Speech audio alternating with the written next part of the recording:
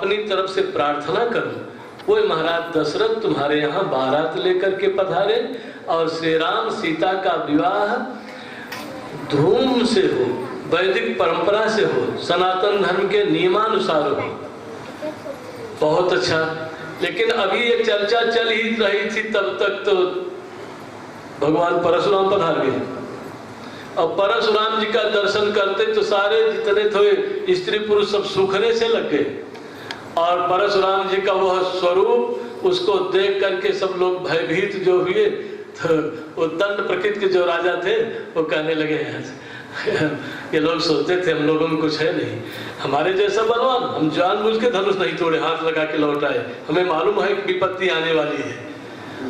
और ये अपने आप को बड़ा सिंह समझते थे। अब पता लगेगा आ गए परशुराम जी।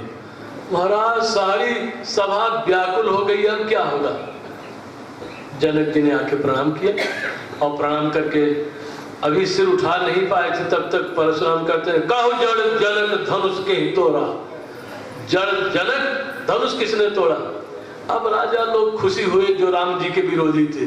आप पता लगेगा धनुष तोड़ के बड़े वीर कहलाने के लिए आए थे। आ गए भगवान परशुराम। जनक जी सोच रहे कैसे जवाब दूं कि इन्होंने ही तोड़ा है, मैंने हाँ किया, इशारा किया और उनका फरसा चलेगा तो अनर्थ हो जाएगा, बनी बनाई बात बिगड़ जाएगी। और परशुराम जी का वो उग्र रूप जितने लोगों ने देखा किसी में हिम्मत नहीं थी कि उनसे बातचीत कर सके। सभा के तमाम राजा लोग उठे और पितु समेत कही कही निज नामा लगे करन सब धन हित जानी सो जानी जनुवायु खोटानी। जो राजा लोग दंड प्रणाम करते थे, दिनों तक युद्ध करते, वो हो पाता कि ना हो पाता, ये मान लिया कि धरती पर प्रभु श्री राम जैसा कोई योद्धा नहीं है इस समय। और क्षमा करना, श्रीमद् वाल्मीकि रामायण में उस समय परशुराम लक्ष्मण संवाद नहीं है जिस समय धनुष टूटा है। अध्यात्म रामायण और वाल्मीकि रामायण में तो परशुराम जी का मिलना भगवान श्री राम से उस समय होता है जब भगवती सीता का विवाह हो गया, बारात जनकपुर से अयोध्या की तरफ लौट रही थी, तब गंगा तट पर परशुराम जी का मिलना हुआ है। ये वाल्मीकि रामायण है। और तुलसीदास वो इतना बढ़िया वो व्यवस्था, इतनी बढ़िया व्यवस्था बनाई कि जनक जी की वो सभा जिसमें देश देशांतर के सम्राट आए, लोक लोकांतर से सबके सब लोग आ चुके हैं, और उस भरी सभा में परशुराम जी का लक्ष्मण का जो संवाद कराया है, जिन परशुराम जी के सामने आंख मिलाता नहीं कोई था, बोलने की हिम्मत नहीं जुटा पाता था, उसी सभा में परशुराम जी के सामने लक्ष्मण जैसे छोटे से राजकुमार, अयोध्या के राजा के पुत्र, वो बहस करते रहे। और बहस ही नहीं, अंत में भगवान परशुराम को श्री राम जी के सामने झुकना पड़ गया। और झुके ही नहीं, प्रार्थना किया, जय रघुवंश बनज बन भानु गहन दहन बन धनुज कृशानु जय सुर विप्रधनु हितकारी जय मदमोह कोह ब्रह्महारे विनयशील करुणा गुण सागर जयति वचन रचना अति नागर और अनुचित बहुत कहूं अज्ञाता क्षमऊ क्षमा मंदिर दो जय रघुकुल के तो भृगुपति गए बनहि तप हेतु। अपने आयुध अस्त्र शस्त्र प्रभु श्री राम को सादर समर्पित करके वन में तपस्या करने के लिए चले गए भगवान परशुराम। सारी सभा ने जान लिया, सारा जगत जान गया जिसके सामने परशुराम झुक गए हैं। अब अयोध्या वो राज्य अब बन गया जो सचमुच चक्रवर्तियों का राज्य होना चाहिए। इसलिए प्रभु श्री राम का प्रभाव पूरे जगत में एक ही घटना ने करा दिया।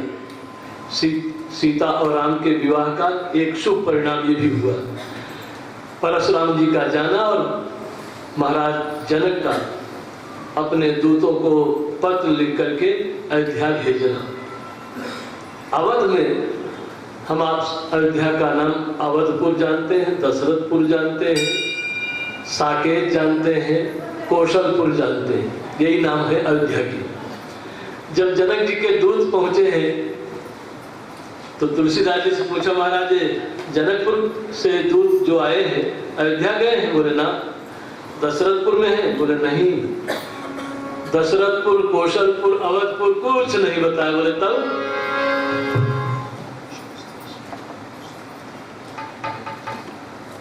देवो महेश्वर गुरु साक्षात परम ब्रह्म तस्मै श्री गुरुवे नमः।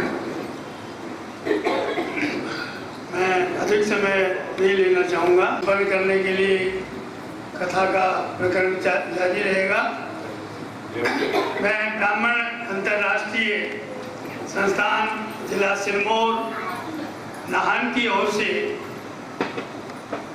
इस सत्संग के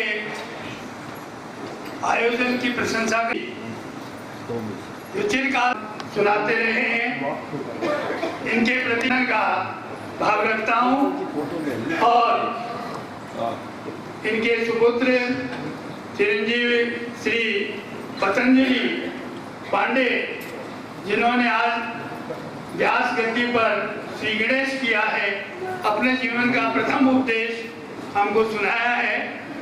इनके प्रति भी हम इनका अभिनंदन करते हैं, आभार व्यक्त करते हैं और परमपिता परमेश्वर से प्रार्थना करते हैं कि ये अपने जीवन में इनका उज्जवल भविष्य हो और एक अच्छे वक्ता, उपदेशक और तत्ववेता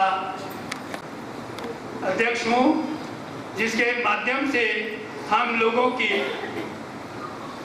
को अष्टांग योग की शिक्षा भी देते हैं, शरीर को स्वस्थ रहने की प्रक्रिया बताते हैं और ईश्वर की आराधना, ध्यान, भजन इत्यादि करने का भी तरीका बताते हैं। तो मेरा जीवन समाज के लिए है, परिवार के लिए है और नगर निवासियों के लिए है। तो मैं आज जो है अपने जो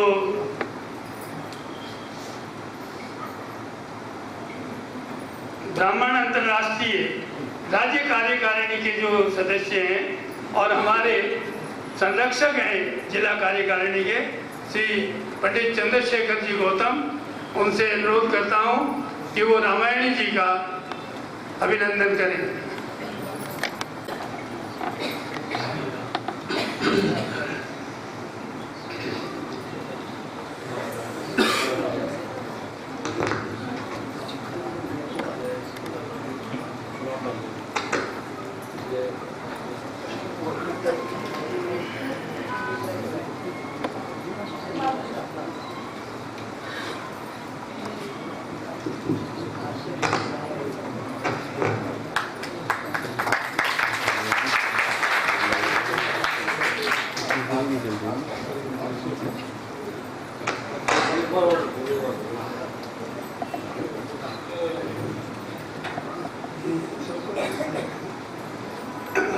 श्री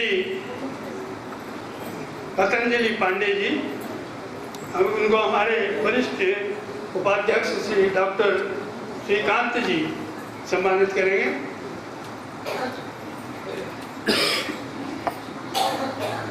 ये सेवानिवृत्त बैंक के मैनेजर हैं। ये हमारे कलाकार जो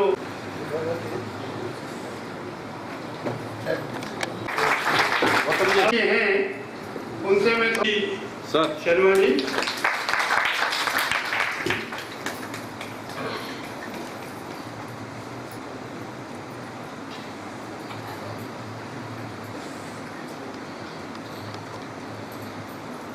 शर्मा जी।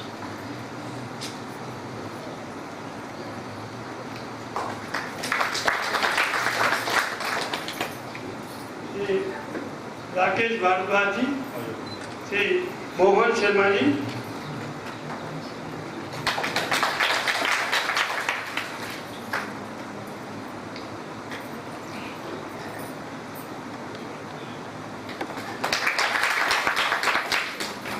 रमेश कुमार बंसल जी,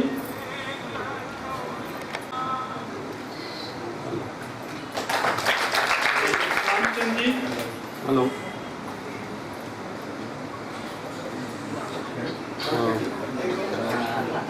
श्री सोम कुमार जी,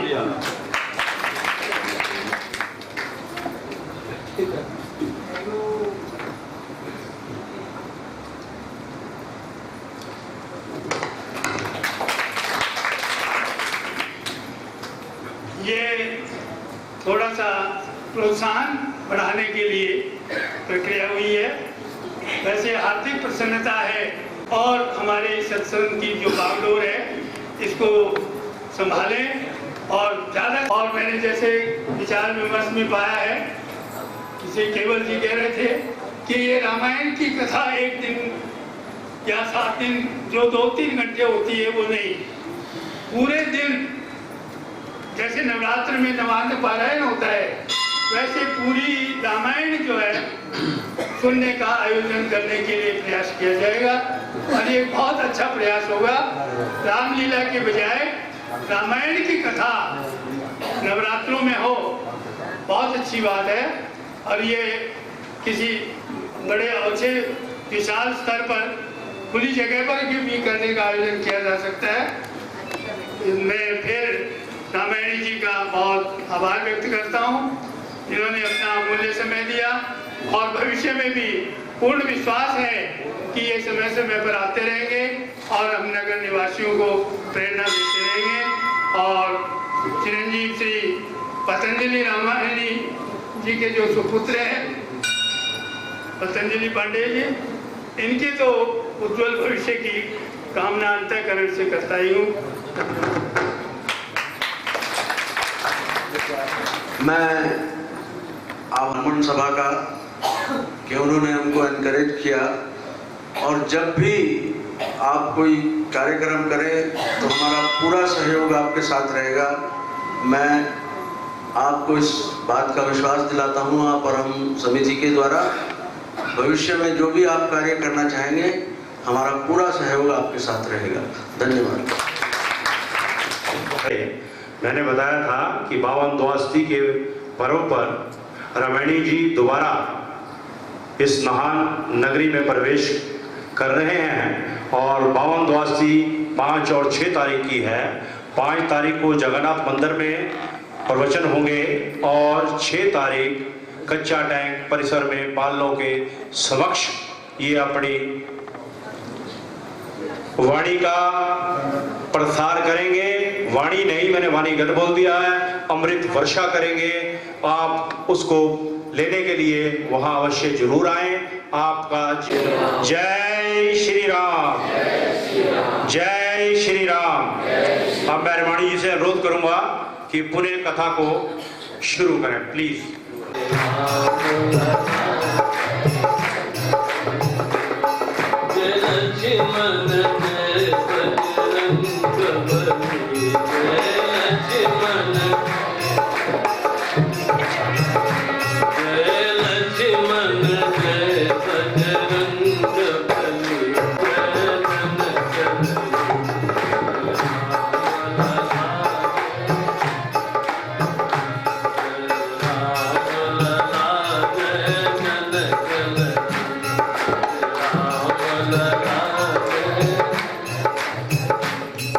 रामचंद्र भगवान की जय।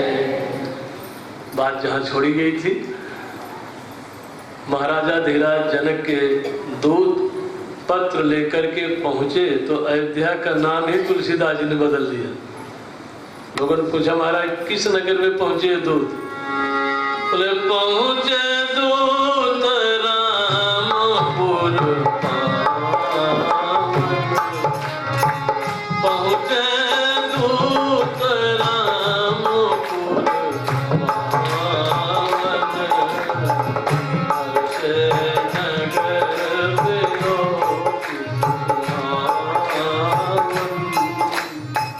इस नगर का नाम रामपुर कर दिया तुलसीदास जी। लोगों ने कहा ये अवधपुर है, अयोध्या है, रामपुर कैसे हो गया? बोले भले अयोध्या था, अवधपुर था, दशरथपुर था, लेकिन ये जो दूत आए हैं जनकपुर से, इनका संपर्क केवल श्री राम से है, इसलिए तो रामपुर ही कह रहे हैं, इनके लिए वो रामपुर है। पत्र वाहक मुख्य द्वार पर पहुंचे, दशरथ जी को सूचना मिली, उन्होंने बुला लिया और करे प्रणाम तिन पाती दीनी। पत्र दिया, प्रणाम किया, पत्र दिया और मुदित मही